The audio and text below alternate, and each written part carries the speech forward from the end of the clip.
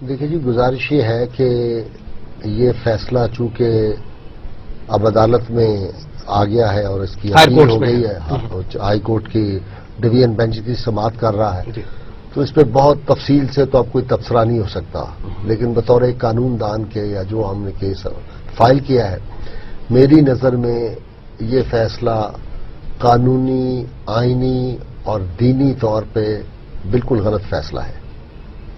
اور جیسے ابھی بیگ صاحب فرما رہے تھے، 2 سزائے موت انہوں نے بیگ صاحب اس لیے دی ہیں، ایک انہوں نے دی ہے دہشت گردی کی دفعہ 7 کے تحت کہ اس نے ایک جو ہے ٹیررسٹ ایکٹ کیا ہے، ایک سزا اس کی ہے اور ایک سزا ایک انسان کو قتل کرنے کی۔ اب دلچسپ بات یہ ہے کہ کسی ملزم کے خلاف جو ساری شہادت ہوتی ہے گواہان کی یا جو ڈاکومنٹری شہادت ہوتی ہے، جب آخر میں ملزم کا بیان ہوتا ہے، اس کو کہتے ہیں 342 ضابطہ فوجداری کے تحت اس کا بیان ہوتا ہے، جتنی اس کے خلاف شہادت ہوتی ہے کہ تم نے فلاں دن فلاں وقت فلاں کو قتل کیا، تمہارے ہاتھ میں یہ ہتھیار تھا، تم نے اس وقت دہشت پھیلائی، تم نے یہ کیا، سارا کچھ کیا جاتا ہے، یہ شہادت اس کے سامنے ساری پیش کی جاتی ہے اور پھر کہا جاتا ہے اس کا جواب دو، تو وہ ہر چیز کا جواب دیتا ہے۔ اس کیس میں دہشت گردی کے حوالے سے فائل پہ کوئی شہادت ہی موجود نہیں ہے، اس لیے عدالت نے اس کو کوئی سوال بھی نہیں پوچھا کہ تم نے کوئی دہشت یا تم نے کوئی ٹیررسٹ ایکٹیویٹی کی ہے، وہ سوال اس بارے میں اس کو کوئی نہیں کیا گیا۔ اس والے سے میری وہ بات درست ہے نا، آپ کی بات 100% درست ہے، یہ دہشت گردی کا کیس کسی اعتبار سے نہیں بنتا۔ دہشت گردی کا کیس اس لیے بنتا ہے کہ جو ملزم نے فیل کیا ہے اس سے ملک میں دہشت پھیلی ہو، یا وہ اس کی نیت جو ہے یا اس کا فیل جو ہے وہ دہشت پھیلانے کا تھا۔ یہاں اس ملزم کے پاس 2 میگزین تھیں،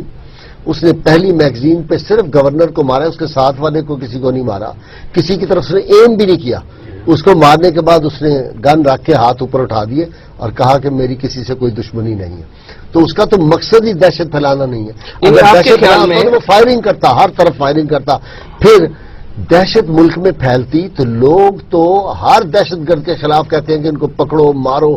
یہ تو وہ آدمی ہے جس کے حق میں ملزم کے پورا ملک ہی باہر آ گیا ہے، اور اب تک اس دن سے لے کر اب تک وہ اس قوم کا ہیرو بنا ہوا ہے۔ یعنی جسٹس صاحب، آپ یہ فرمائیں کہ آپ کیا سمجھتے ہیں اس کیس کے حوالے سے کہ یہ اس کیس کا چونکہ تعلق جو ہے اسلامک وہ سے ہے، ایشو سے، جی، پھر یہ کہ ہمارا ملک جو ہے اسلامی جمہوریہ پاکستان ہے، تو آپ کے خیال میں یہ شریعت کورٹ میں اس کا مقدمہ چلنا چاہیے؟ نہیں، شریعت کورٹ میں تو یہ مقدمہ نہیں جانا تھا، یہ عام عدالت میں، عام سیشن عدالت میں اس کا مقدمہ جانا چاہیے تھا۔ یہ مقدمہ کسی، اور اب بھی میں سمجھتا ہوں کہ اس پہ بحث ہوگی یقیناً، کہ یہ مقدمہ بالکل غلط عدالت کے، اس عدالت کے دائرہ اختیار کا ہی نہیں تھا یہ مقدمہ، اس لیے بھی اس کا فیصلہ غلط ہے۔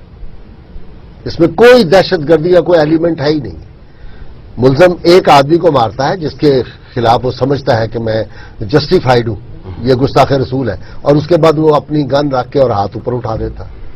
دہشت کا سوال ہی وہ تو نہیں، دہشت پھیلاتا ہی نہیں ہے۔ جسٹس صاحب، اسے فرق کیا پڑتا ہے کہ ایک عدالت سن لے یا دوسری عدالت سن لے؟ اصل بات تو ہے انصاف اسے ملا کہ نہیں؟ دہشت گردی کا جو عدالت ہے اس کا پروسیجر، اس کا سارا معاملہ بالکل مختلف ہے، اسپیڈی ٹرائل ہے، وہ اسپیڈی ٹرائل ہے، اور اس میں ایک بس بہت سی چیزوں کو مس کر دیا جاتا ہے، بہت سی چیزیں اس میں مختلف ہے۔ یعنی آپ کے خیال میں انصاف کے تقاضے پورے نہیں ہوتے؟ قطعاً نہیں، انصاف کے تقاضے تو شاید جو دہشت گرد ہوگا اس کی بابت تو پورے ہوتے ہوں گے، یہ ایک مقدمہ جو اس دائرہ اختیار میں نہیں، اس کو دائرہ اختیار میں لا کے کر دیا جائے تو یہ تو نامناسب بات ہے۔ جسٹس صاحب، یہ فرمائیں کہ یہ سلمان تحصیل صاحب نے